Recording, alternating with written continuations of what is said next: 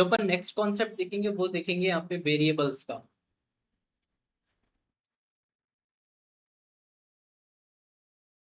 आप में से किसी ने प्रोग्रामिंग करी है पहले?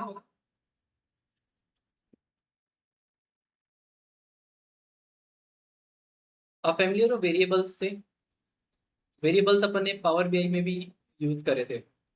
वेरिएबल एक कंटेनर की तरह एक्ट करते हैं जो कुछ देर के लिए अपना डेटा को स्टोर कर सकते हैं।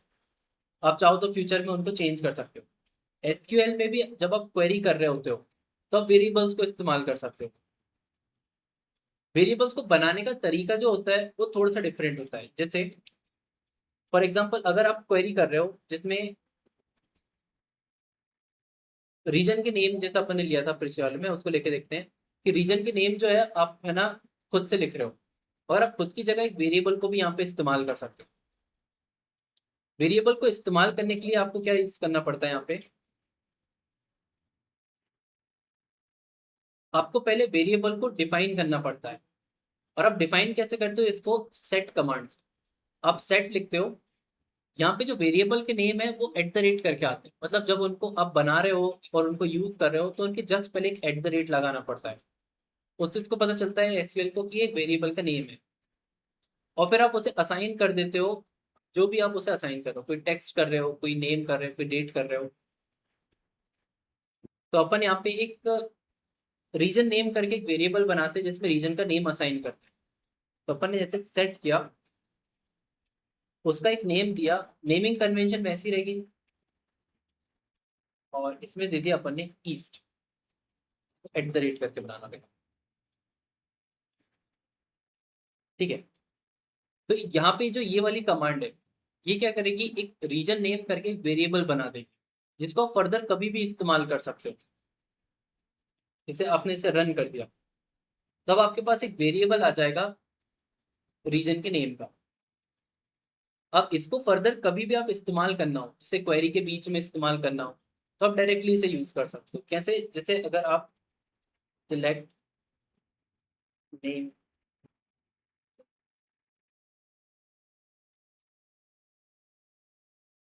फ्रॉम स्टोर रीजन इक्वल्स, यहाँ पे रीजन को खुद से ना लिख के आप यहाँ पे जो वेरिएबल बनाए ना उसे यूज कर सकते हो।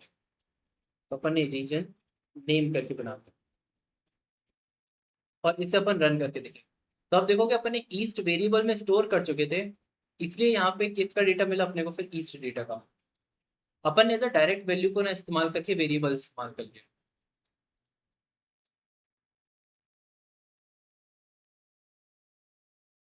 ठीक है। जैसे आप क्वेरीज कर रहे हो, आपको कुछ इन्फॉर्मेशन है जो बार बार लिखनी पड़ती है। जैसे हो सकता है कोई पर्टिकुलर एड्रेस है, कोई का नेम है क्वेरीज में, तो आप डायरेक्टली उनको खुद से बार बार ना लिख के उसके वेरिएबल्स बना दो, तो वेरिएबल में आप उस इन्फॉर्मेशन को स्टोर करके रख सकते हो।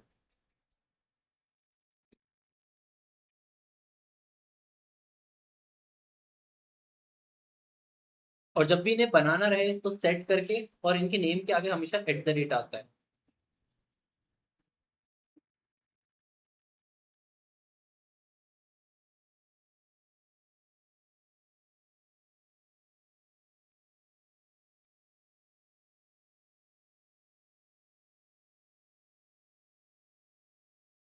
सर मैंने अभी इसको रन किया, रन तो हो गया, पर नेम और रीजन में कुछ कुछ डेटा नहीं आ रहा।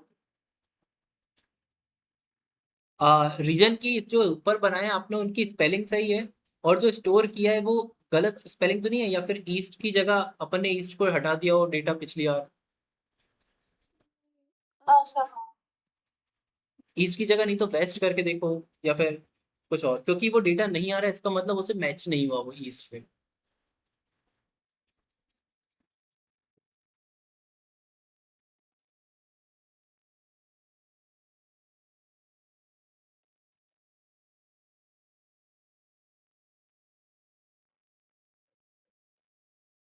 हो गया?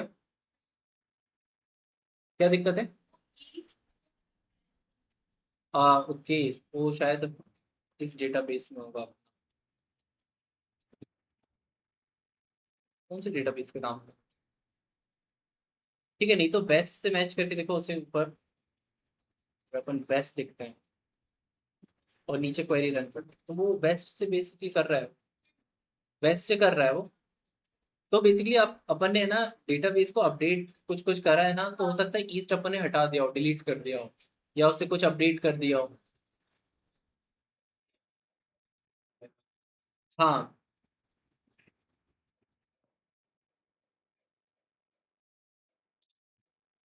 ठीक है, तो ऐसे आप किसी पर्सन का नेम स्टोर कर सकते हो, कुछ भी स्टोर करा सकते हो, और उसे जब जरूरत पड़े तो ऐसे रीयूज कर सकते हो।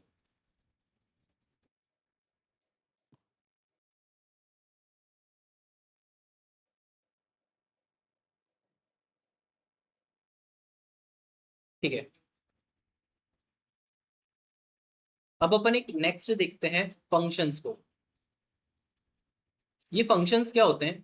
फंक्शंस बेसिकली एक पीस ऑफ कोड होता है जो आपका काम करता है, ठीक है, और एक वैल्यू को रिटर्न कराता है।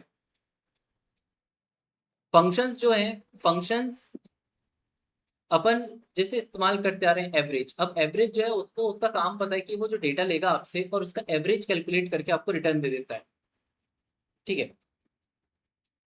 अब दो टाइप के फंक्शंस आपके पास होते हैं।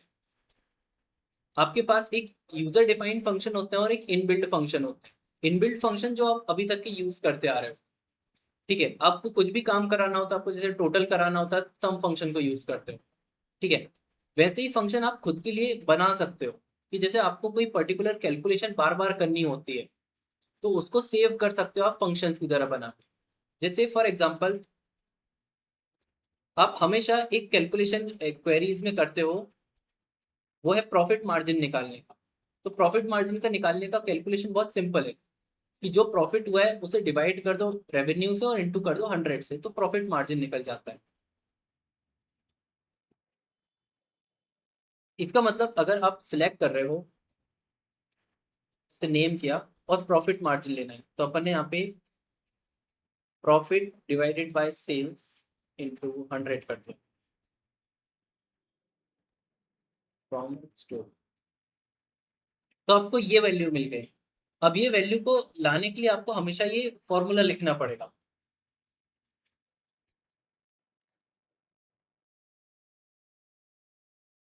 ठीक है। अब मान लो आपके पास इस कैलकुलेशन को करने के लिए एक फंक्शन होता, उसका नाम होता प्रॉफिट मार्जिन। उसमें आप बस प्रॉफिट दे दो और सेल्स दे दो, और वो प्रॉफिट मार्जिन कैलकुलेट करके आपको दे देगा। तो वो फंक्शन आप खुद के लिए क्रिएट कर सकते हो। जैसे ये तो बहुत सिंपल हो गया, कई बार होता है कॉम्प्लेक्स फॉर्मूले होते हैं जिन्हें बार बार रिपीटेडली यूज करना पड़ता है। तब क्या किया जाता है, उसका फॉर्मूला क्रिएट मतलब फंक्शन क्रिएट कर दिया जाता है। अब फंक्शन को बनाते कैसे हैं वो देखते हैं, ठीक है। इसकी डेफिनेशन रीड करके देखते हैं। अब फंक्शन है ना, reusable block of SQL code that perform a specific task and always return a single value। Function जो होते हैं वो एक सिंगल वैल्यू को रिटर्न करते हैं। You create a function when you want to calculate something again and again, like text calculation, age calculation, formatting text, computing profit percentage and etc। मतलब कोई एक टास्क जो आप बार बार कर रहे हो, तो उसके लिए इस्तेमाल किए जाते हैं। There are two type of function in my SQL। First, built in function, जो आप पहले से यूज करते आ रहे हो, जैसे सम मिन मैक्स एवरेज। सेकंड, जो अभी अपन बनाएंगे, यूजर डिफाइंड फंक्शन, जो यूजर खुद बनाता है और उसे यूज करता है। अब यूजर डिफाइंड फंक्शन बनाते कैसे हैं, उसके लिए भी अपने को फिर ये डिलीमीटर वाला पार्ट आएगा, क्योंकि इसको भी बनाने में डिलीमीटर वाली एक थोड़ी सी प्रॉब्लम आती है।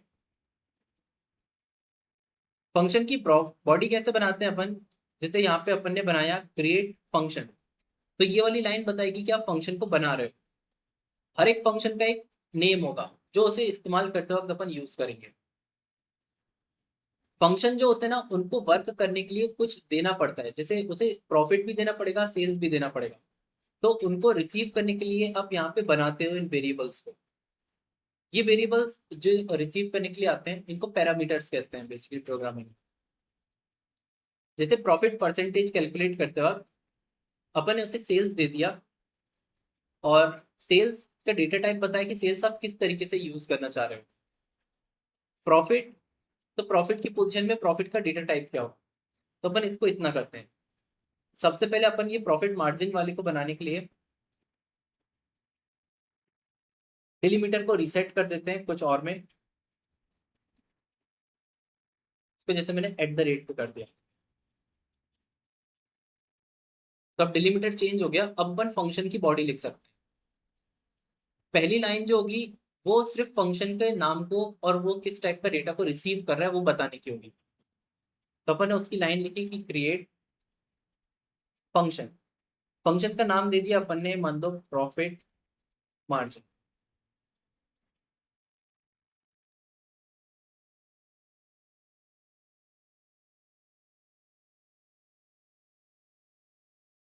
अब प्रॉफिट मार्जिन में आप पहले प्रॉफिट लेना चाह रहे हो और फिर सेल्स, तो पहले अपन यहाँ पे प्रॉफिट डिफाइन कर देते हैं कि एक प्रॉफिट नाम से जो भी कॉलम आएगा वो प्रॉफिट नाम से रिसीव होगा, और उसको अपन ले लेते हैं यहाँ पे डबल से। डबल अपन ने देखा है, डबल से डेसिमल प्लेसेस को के अपन यूज कर सकते हैं। कॉमा किया, फिर अपन ने बताया कि अपन सेल्स को भी रिसीव करेंगे और इससे भी डबल, क्योंकि हो सकता है डेसिमल में प्लेसेस हो, तो ये कैलकुलेशन थोड़ा सा हो जाए।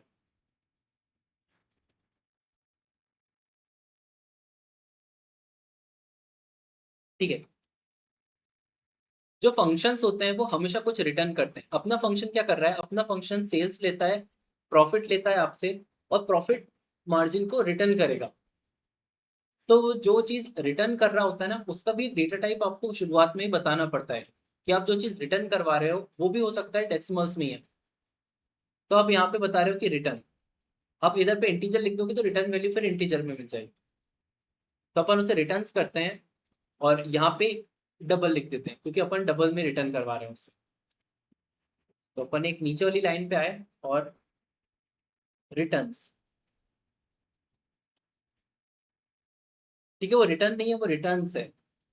ये फंक्शन क्या रिटर्न कर, तो इसके कोड, हाँ रिटर्न्स, रिटर्न्स डबल, यहाँ पे भी अपन डबल को ही रिटर्न करवा रहे हैं।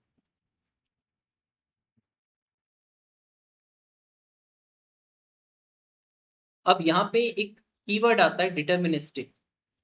ये डिटर्मिनिस्टिक का मतलब यहाँ पे ये होता है, कोई चीज डिटर्मिनिस्टिक क्या होती है, जो हमेशा फिक्स रहती है। कि जैसे कोई का गोल डिटरमाइन रहता है तो मतलब वो हमेशा उसी गोल की तरफ आएगा। एसक्यूएल की क्वेरी में दो टाइप की चीजें रिटर्न हो सकती हैं, एक जो हमेशा फिक्स होंगी, एक जो हो सकता है हर बार कॉल करने पे चेंज हो सकती है। जैसे मान लो आप एक फंक्शन लिख रहे हो जो हमेशा ही एक आंसर देगा। जैसे अगर मैं उसे बनाता हूँ कि 2 × 2 करना है, तो ये फंक्शन हमेशा ही 4 रिटर्न करेगा। ठीक है। अगर मैं आज इसे रन कर रहा हूँ तो भी वो 4 रिटर्न करेगा, कल को मैं रन करूँ तो भी 4, परसों करूंगा तो भी 4। तो ये एक डिटर्मिनिस्टिक रिप्लाई है, मतलब रिटर्न है। दूसरे टाइप का फंक्शन ऐसे बना सकता हूँ, जैसे मैं मान लो टुडे फंक्शन बना रहा हूँ तो आज की तारीख है। अब आज की तारीख को मैं आज रन करूंगा तो आज की आएगी, मगर अगर इसे कल करूंगा तो आज की तारीख नहीं आएगी, वो उस दिन की तारीख आएगी। परसों करूंगा, इसका मतलब जब भी उसे रन करोगे तो उसका आउटपुट चेंज होते जा रहा है। तो इस टाइप के फंक्शन नॉन डिटर्मिनिस्टिक में आते हैं। ठीक है। अपना जो फंक्शन है वो प्रॉफिट मार्जिन में जो भी डेटा आएगा वो एग्जैक्टली उसी का ही रिटर्न दे, मतलब उसी को कैलकुलेट करके सही रिटर्न दे। तो अपने को डिटर्मिनिस्टिक कीवर्ड लिखना पड़ता है। तो अपन ने यहाँ पे लिख दिया डिटर्मिनिस्टिक।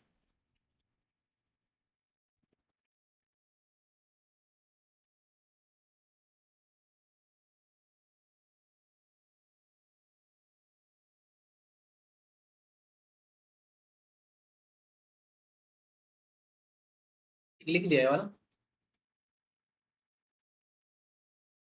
अब इसकी जो बॉडी होगी उसको भी पैरामीटर की तरफ बिगिन और एंड करना पड़ता है। ठीक है। तो अपन इसकी क्वेरी को बिगिन करेंगे और एंड भी कर देंगे, और इसके बीच में वो कैलकुलेशन वाला पार्ट आता है।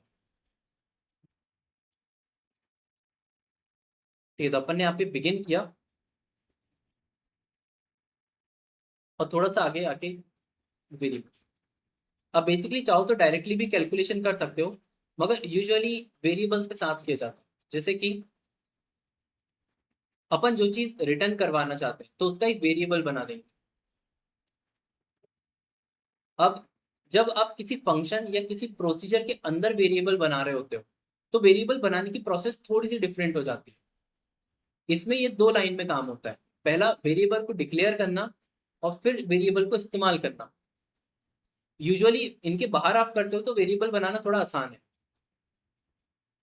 जैसे यहाँ पे जो अपन ने जिस तरीके से वेरिएबल बनाया था उसमें सिर्फ एट द रेट में काम हो जाता है, मगर जब आप किसी, मतलब कहाँ गए, प्रोसीजर के अंदर या फंक्शन के अंदर बनाते हो तो फिर आपको डिक्लेयर कीवर्ड का यूज करके उसे बनाना पड़ता है। तो अपन यहाँ पे डिक्लेयर करके बनाते हैं, ठीक है। अपन यहाँ पे डिक्लेयर किया, और किस नाम से अपन प्रॉफिट मार्जिन को स्टोर करवा सकते हैं, अपन मान लो यहाँ पे प्रॉफिट मार्जिन। अब सेम नेम ना लाके थोड़ा सा डिफरेंट ले लेते हैं, प्रॉफिट मार्जिन, तो प्रॉफिट एम कर दिया उसको। और इसका भी डेटा टाइप आपको बताना ही पड़ेगा, तो अपन ने यहाँ पे डबल सेम नेम क्यों नहीं लिखा? क्या, सेम नेम क्यों नहीं लिखा? अब वो कहीं प्रॉब्लम ना आ जाए फंक्शन के नेम और वेरिएबल नेम में, इसलिए उसे अपन अवॉइड कर दिया।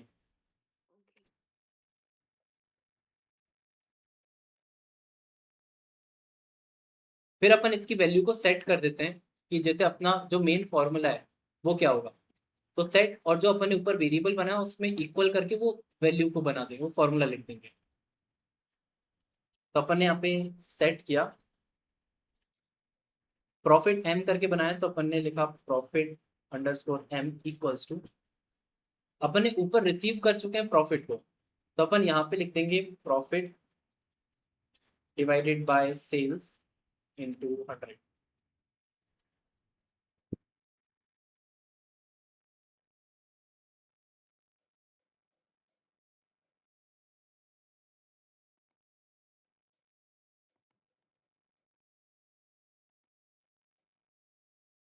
कर दिया। इसके बाद अपन इसको कैलकुलेट कर लिया। कैलकुलेट करने के बाद अब इसको क्या करना है, अपने को रिटर्न करना है, मतलब वापस भेजना है, तो उसका कोड करने के लिए अपने को रिटर्न लिखना पड़ेगा, और अपन ने प्रॉफिट एम वाले वेरिएबल को रिटर्न करा दिया। अच्छा, इन तीनों लाइन को क्लोज भी करना पड़ेगा, ये सारी इंडिविजुअल लाइन्स हैं, तो अपन ने सेमीकोलन लगाना भूल गए। पहले ये वाली लाइन बनेगी, डिक्लेयर होगा, फिर ये बनेगा, और फिर रिटर्न होगा। तो ये 3 लाइन की क्वेरीज हैं, और फिर अपन की जब क्वेरीज पूरी कंप्लीट हो गई तो अपन ने इसे एंड कर दिया। ऊपर अपन ने एट द रेट को डिक्लेयर कर चुके थे एज अ एंड करने के लिए, तो अपन ने एंड के बाद एट द रेट दे दिया,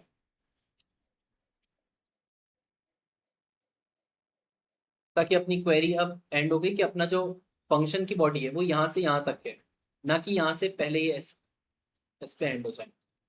फिर अपन ने डिलीमीटर को वापस से रीसेट कर दिया सेमीकोलन पे, और इसके बीच में कहीं पे भी क्लिक करके इस कोड को रन कर देंगे। इसे यहाँ पे बीच में कहीं पे भी क्लिक किया और इसे रन कर दो, तो ये रन हो जाएगा।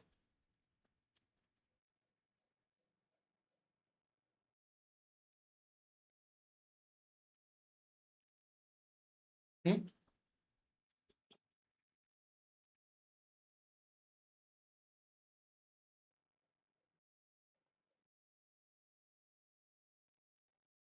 तो आपने यहाँ पे प्रॉफिट मार्जिन और यहाँ पे प्रॉफिट एम मार्जिन पूरा तो नहीं ले लिया? अच्छा, वो आपने हो सकता है बीच में एक बार रन कर दिया हो और वो बन गया। तो अब ये करना, आपका डेटाबेस को रिफ्रेश करना, इसमें एक स्टोर्ड, अब यहाँ पे फंक्शन बना रहे हैं तो फंक्शन की बॉडी के अंदर मिलेगा, फंक्शन के अंदर जाना, और आपको प्रॉफिट मार्जिन पहले से मिल जाएगा, उसको राइट क्लिक करके ड्रॉप कर देना।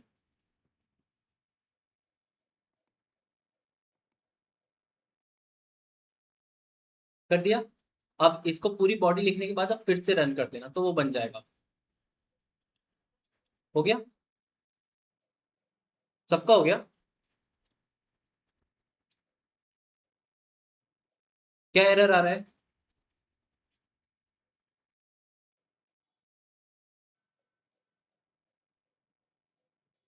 आपने डिलीमीटर के बाद स्पेस नहीं दिया, जैसे यहाँ पे स्पेस दिया ना, जैसे आपने स्पेस नहीं दिया था, और यहाँ पे आपने रिटर्न्स लिख दिया। ये जो रिटर्न है ना, रिटर्न्स ऊपर आएगा और नीचे है ना सिर्फ एक सिंगल रिटर्न आता है, और इसे रन करेंगे तो हो जाएगा। यार ये फंक्शंस में एक प्रॉफिट मार्जिन और ये डिस्काउंट वाला फंक्शन नहीं बनाया। नहीं नहीं, ये तो मेरे पिछले बने होंगे, वो इसलिए वो दिख रहा है डिस्काउंट वाला। अपना सिर्फ प्रॉफिट मार्जिन बनाया अभी अपन ने जस्ट।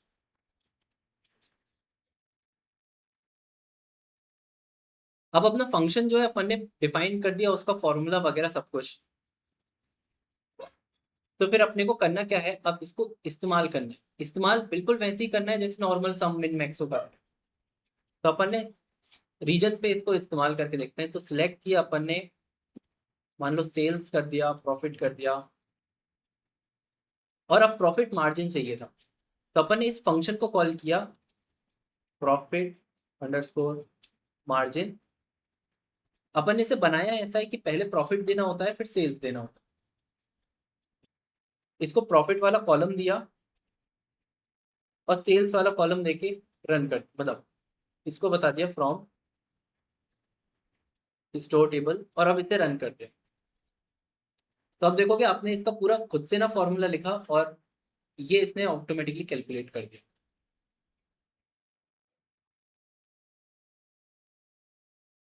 अपन इसको राउंड करना भूल गए, नहीं तो ये राउंडिंग पे भी आ जाता।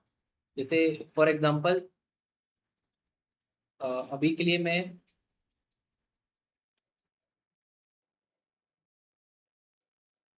अगर इसको ड्रॉप करता हूँ,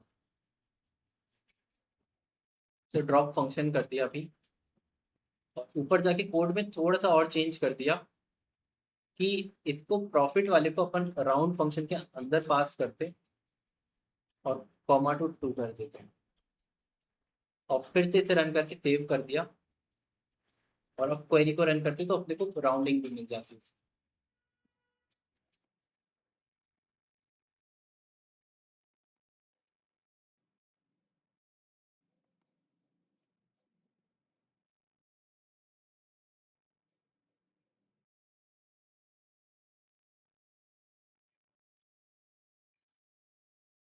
अच्छा, डिलीमीटर में दिक्कत आ रही है। डिलीमीटर के आगे पीछे कहीं रेड कलर की लाइन दिख रही है आपको?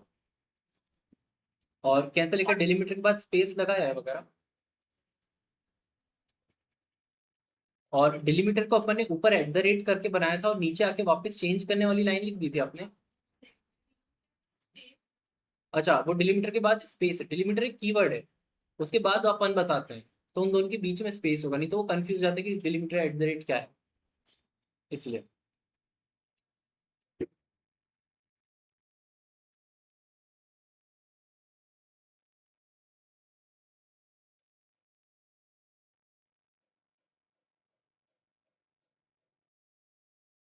इवन आप यहाँ से भी कर सकते थे। जैसे अगर मैं आपको इस डिस्काउंट वाला जो बनाया होगा कभी, उसको ऑल्टर फंक्शन पे जाऊंगा, तो उसकी बॉडी पे भी ले आएगा ये, कि ऑल्टर इसको इस तरीके से बनाया था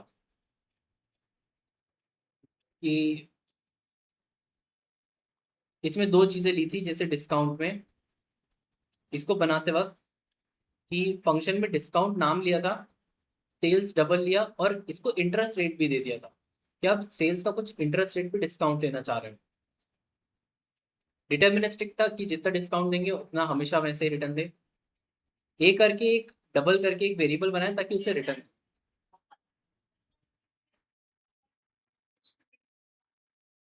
नहीं नहीं, डिटर्मिनिस्टिक ऐसा वो नहीं बताएगा। वो बस एक कीवर्ड है जो ये बताता है फंक्शन की बॉडी को कि जो भी आउटपुट है ना वो हमेशा सेम रहने वाला है।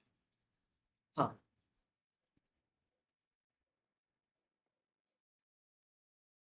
ठीक है। जैसे यहाँ पे ये बनाया था, तो ये किस तरीके से काम करता था। जैसे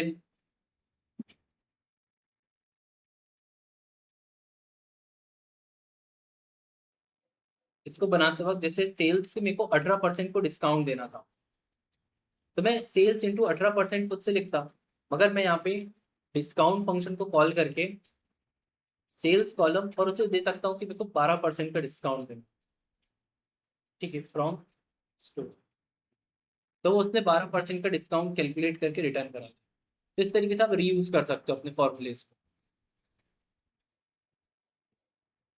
ठीक है, आया?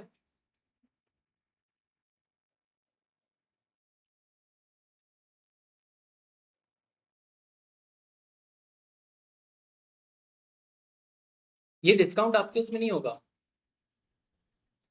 ये तो मैंने वो बस प्रीवियसली कभी बनाया होगा तो वो दिख रहा है।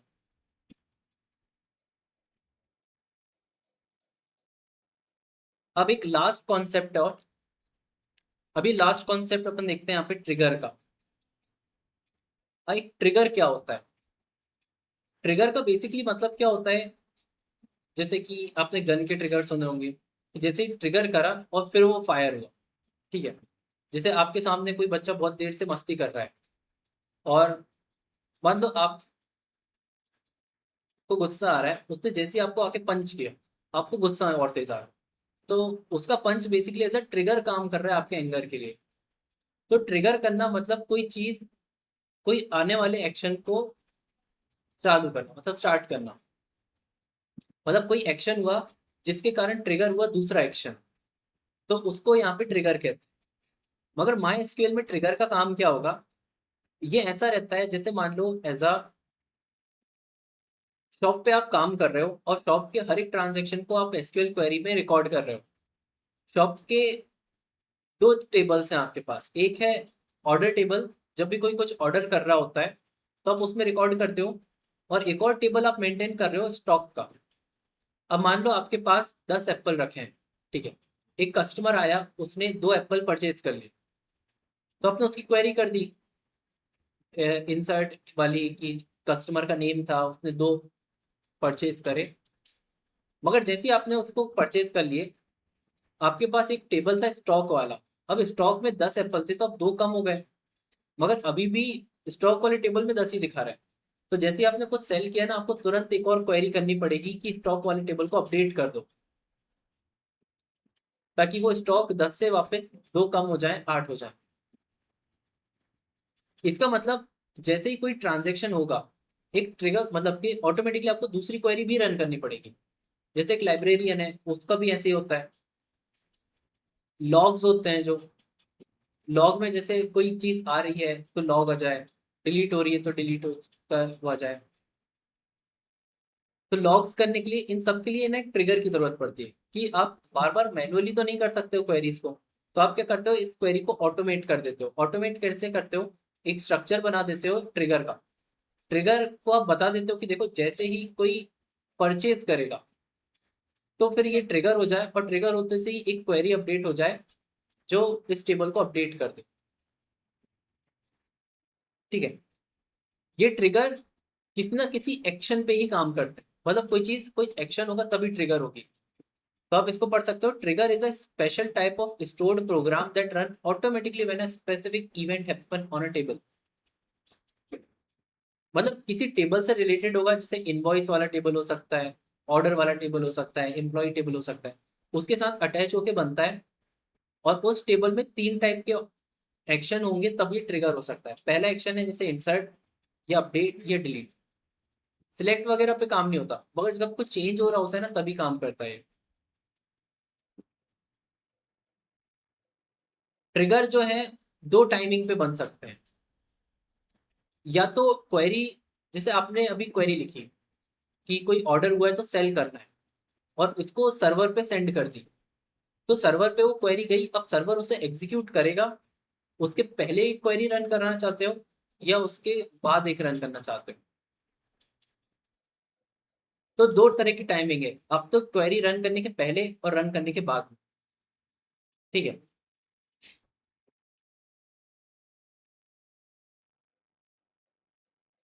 और 3 तरह के ट्रांजेक्शन हो सकते हैं, या तो अपडेट होगा या इंसर्ट होगा या डिलीट होगा। तो इनके बेसिस पे 6 कॉम्बिनेशन ही बनते हैं बस, कि या तो इंसर्ट होने के पहले आप कोई क्वेरी रन करना चाह रहे हो, इंसर्ट करने के बाद, अपडेट के पहले, अपडेट के बाद, डिलीट के पहले, डिलीट के बाद, ठीक है। अब अपन एक छोटा सा ट्रिगर बना के देखते हैं।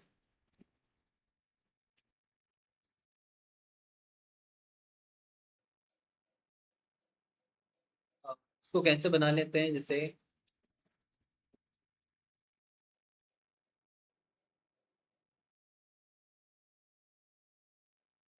जैसे यहाँ पे जो बनाया है उसको बना के देखें, तो एक एम्प्लॉय टेबल है।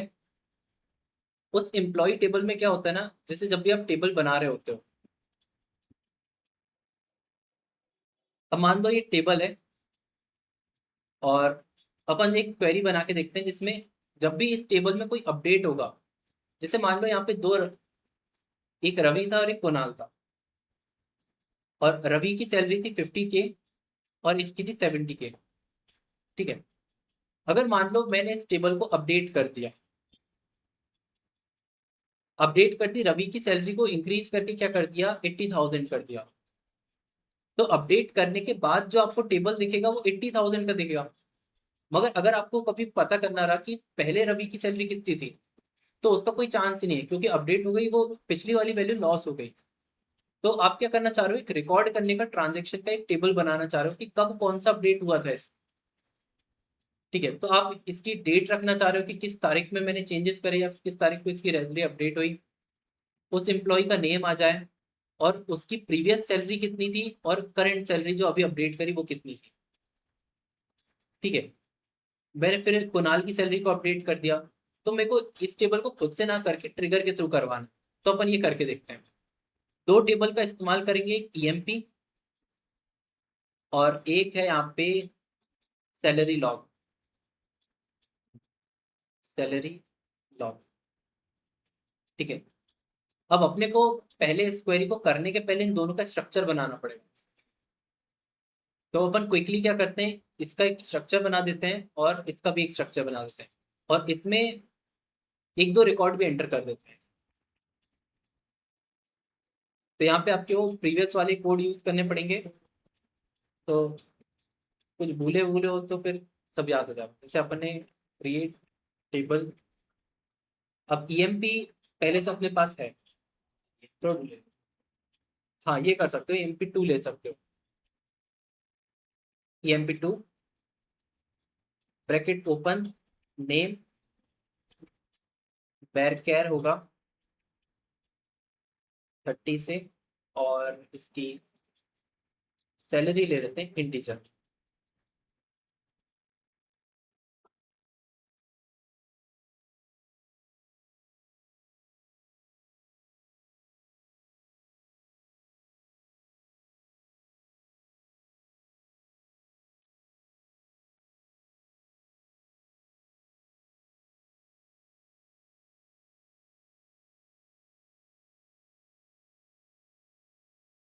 बन गया।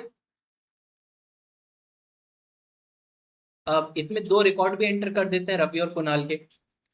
तो अपन ने इंसर्ट वाली कमांड को यूज किया, इंसर्ट इनटू EMP2, और फिर वैल्यूज करके अपन बताते हैं टपल्स में कि नेम होगा इसका रवि और इसकी सैलरी होगी 50,000, कॉमा एक दूसरा रिकॉर्ड एंटर किया अपन ने कुणाल का और इसकी कर दी 70,000, और इसको भी रन कर दिया।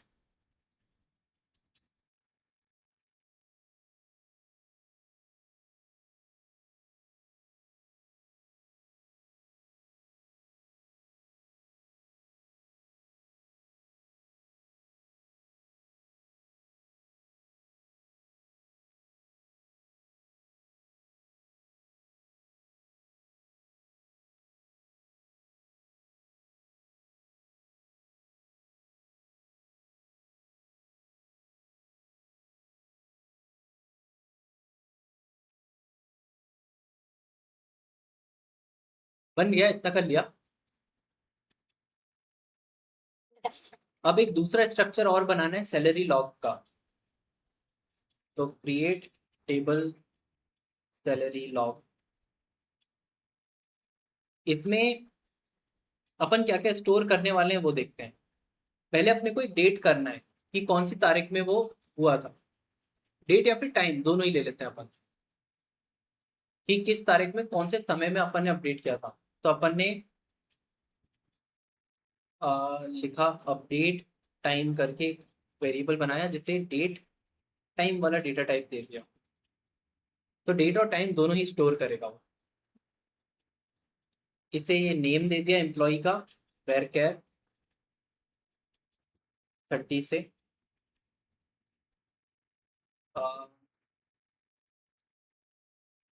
प्रीवियस सैलरी इंटीजर और करंट सैलरी, सेम इंटीजर, और इसे भी रन कर।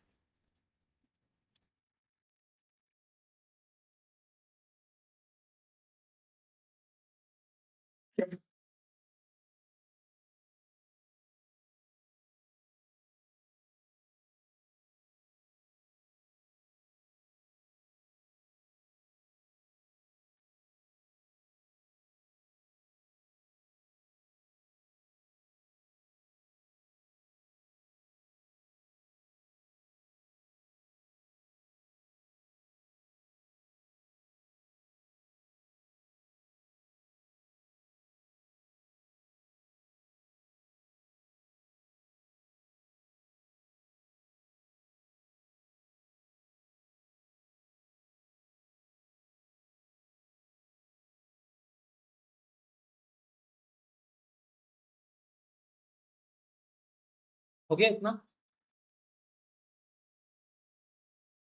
फिर अपन ने ट्रिगर को बनाने के पहले का स्ट्रक्चर पूरा रेडी कर लिया। अब अपन मेन ट्रिगर की बॉडी को लिखते हैं। ठीक है, हो गया ना, क्योंकि ये सब चीजों की जरूरत पड़ेगी अपने को आगे जाके। अब ट्रिगर की बॉडी भी डिलीमीटर से ही स्टार्ट होगी, क्योंकि ट्रिगर के बीच में भी अपन डिलीमीटर को यूज करेंगे। तो अपन डिलीमीटर को पहले सेट कर देते हैं। अपन ने डिलीमीटर को सेट किया, डिलीमीटर को @ बनाया, और फिर उसके बाद लिख। अब इस बॉडी को कैसे बनाते हैं? क्रिएट ट्रिगर और ट्रिगर का नाम। हर एक ट्रिगर का एक नेम होगा, जैसे कि क्रिएट ट्रिगर, मान लो अपन T1 कर देते हैं इसको। वैसे तो मीनिंगफुल नेम रखना चाहिए, अपन T1 करके रख देते हैं।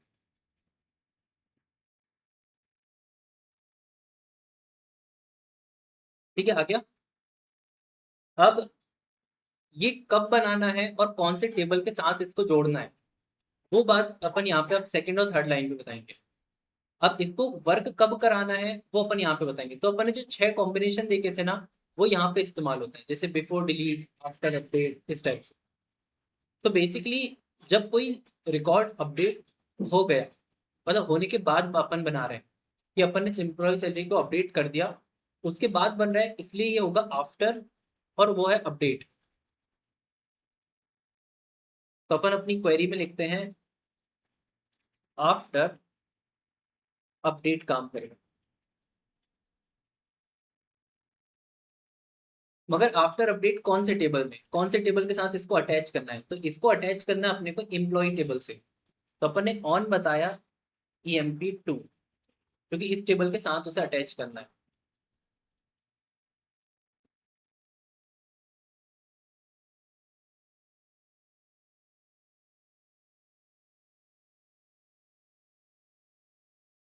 ठीक है, तो आपका वाला ऐसा बनेगा।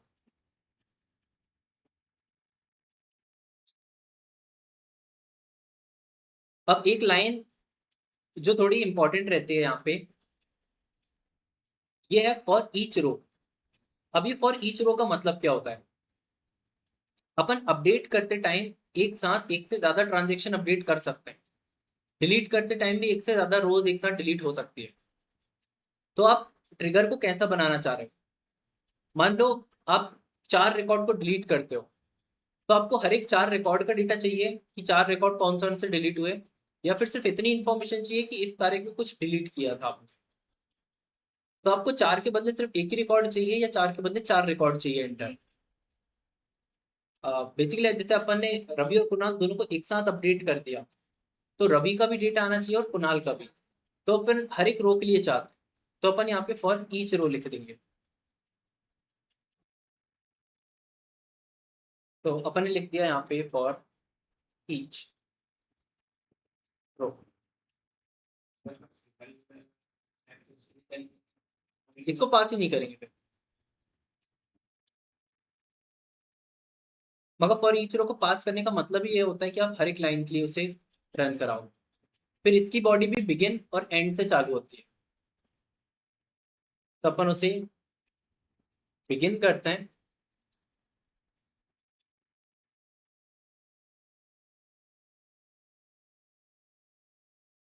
ठीक है, अब अपने को सिंपल सी एक क्वेरी लिखना है, मगर क्वेरी लिखने के पहले एक सीन आप लोग समझना। जैसे ये एम्प्लॉय टेबल था, ठीक है,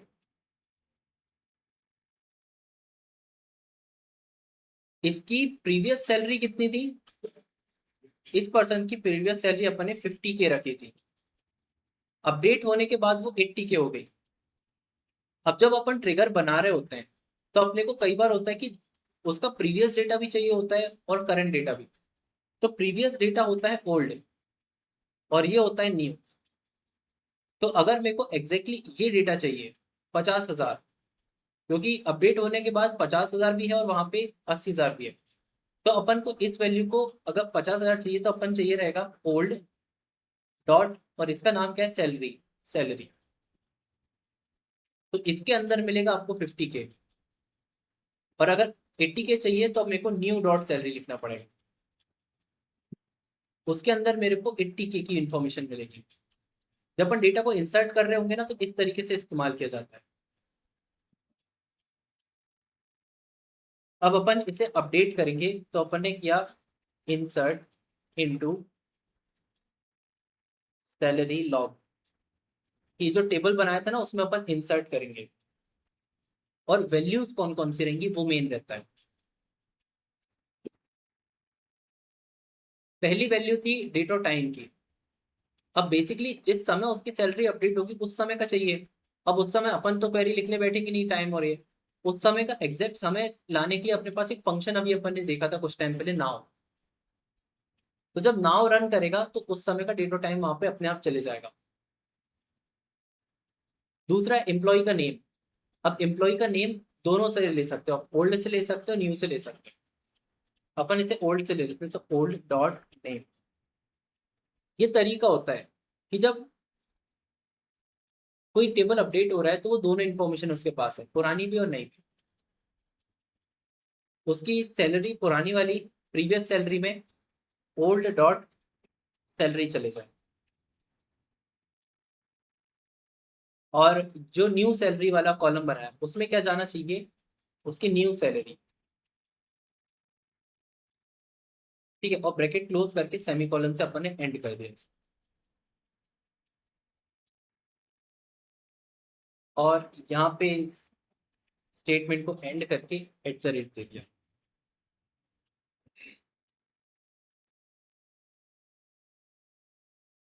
ठीक है, और जो डिलीमीटर को अपन ने ऊपर रीसेट करा था उसे रीसेट कर देते हैं।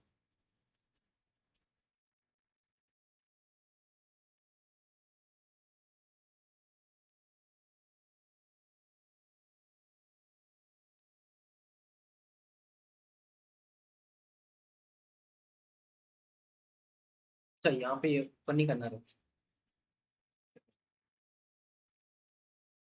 इसको अपन रन करके देखते हैं। अब ये रन हो गया, अपना ट्रिगर बन चुका है।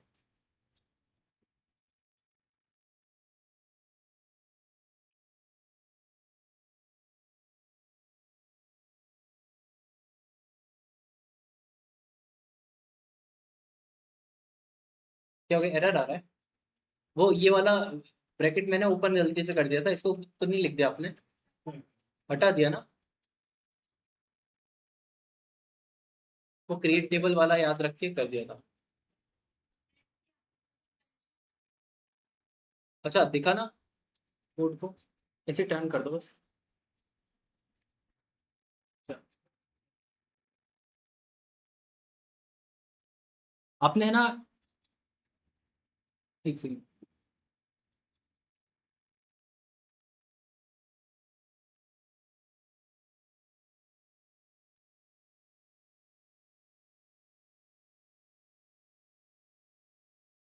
हाँ सही है। और वो एरर क्या दे रहा है?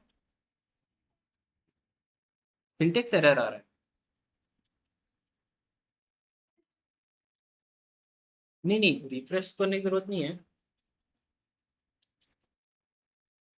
सब अगर दूसरी बार भी करते हैं तो ट्रिगर ऑलरेडी एग्जिस्ट बताना चाहिए, मतलब वो सिंटेक्स में ही कुछ एरर है।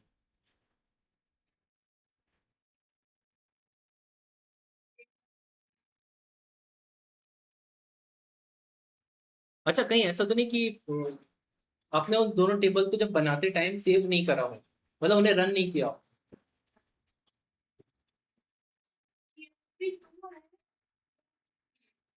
अच्छा, फिर वो दिक्कत होगी, तो EMP2 को फिक्स करना पड़ेगा।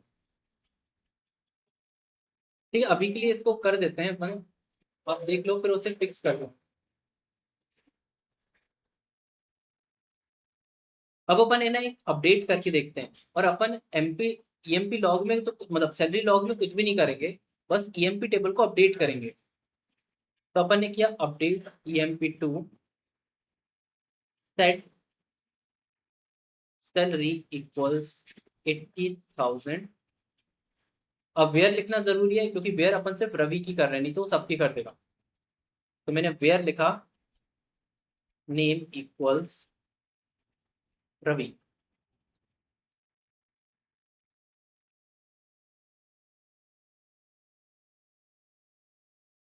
और इसे रन करके देखा।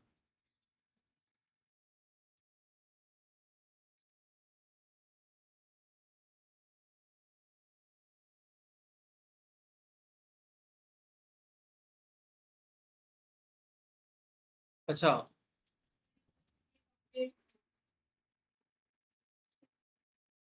अच्छा सेफ अपडेट मोड का बता रहा है फिर से।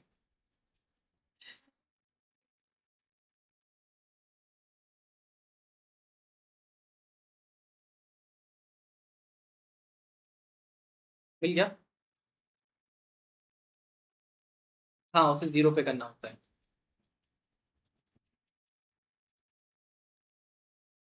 ठीक है, अपन अब सिलेक्ट करके देखते हैं, सिलेक्ट EM मतलब सिलेक्ट स्टार फ्रॉम EMP2। तो अब देखोगे रवि तो 80,000 पे आ गया। अपन ने ट्रिगर बना चुके थे ना, तो अब ट्रिगर ने ऑटोमेटिकली ट्रिगर भी हुआ होगा, और उसने सैलरी लॉग को अपडेट भी कर दिया होगा। तो बस अपने को सिलेक्ट करके देखना है, select all from salary log. और जब आप इसे देखोगे तो आप देखोगे कि एग्जैक्टली टाइम भी आ गया, कि एग्जैक्टली इस तारीख में इतने बजे रवि का रिकॉर्ड अपडेट हुआ है 50,000 से 80,000 पे।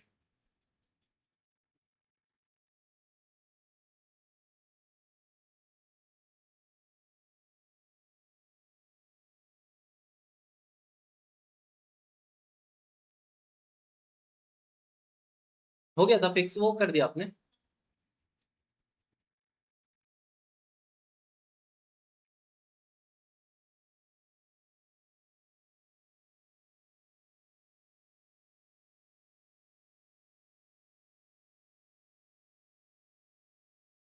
अब एक छोटा सा चेंज और करके देखते हैं। अब जैसे मैं सैलरी को 99 करके ना कुणाल की चेंज कर देता हूँ, कुणाल, पर इसको रन कर दिया। तो अब देखोगे कि कुणाल की चेंज भी हो गई, और सैलरी लॉग में अपने आप ये भी आ गया कि वो 70,000 से 99 चला गया। अपन ने एक लाइन लिखी थी ना, फॉर ईच रो, वो कैसे काम कर रही है। मान लो मैंने वेयर क्लॉज पास नहीं किया होता, तो वो दोनों की अपडेट कर देगा। इसका मतलब अगर मैंने 100 कर दिया, तो दोनों की सैलरी अपडेट हो जाएगी, क्योंकि वेयर क्लॉज है नहीं। तो ये रन हुआ, EMP में रवि भी चेंज हो गया और कुणाल भी। मगर सैलरी लॉग में आप देखोगे रवि का भी सेम 80,000 से 100 चला गया, और कुणाल का 90 से 100 चला गया।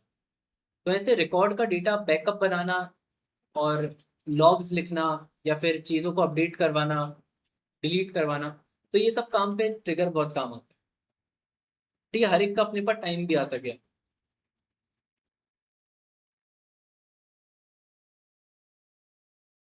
ठीक है, तो यहाँ पे अपना पूरा SQL कंप्लीट होता है।